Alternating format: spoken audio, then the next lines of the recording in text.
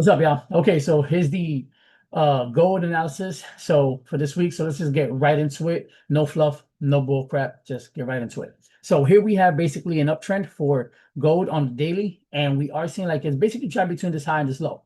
So right now we have a little area here where it's basically been stalling at. So there's been a few rejections at this area. So right now it's just playing between this high and this low here. So if we go down to the H4, right? We can see that on this area here, we got a little minor break of structure. So now it's just creating those low, slow, but eventual evident higher highs and higher lows. So right now, what we want to see is for price to actually come down into this area or this area and then continue going higher. If it decides to automatically just rip towards the upside, then we're going to want to see two things. We're going to either want to see some sort of rejection coming from this area here. Right, we're going to want to see a rejection coming from this area here, right, and then continue downward, right?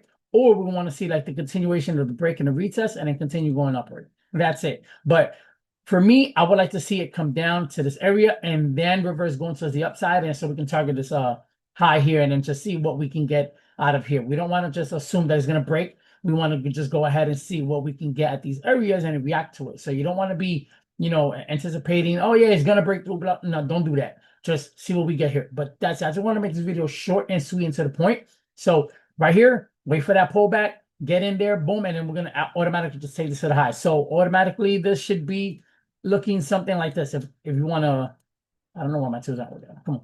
So I want to look at something like this and then take that towards the upside. Like that's it. So we can potentially look for a good 1 to 3 at least, and then that'll be a great setup right here. So yeah, if it's gonna actually start coming down towards the downside, then we will need like it to do something like this. Boom, take out our final high, and then boom, continue towards the downside. That's all we're gonna be seeing for this week. That is it. So if you want, tap into the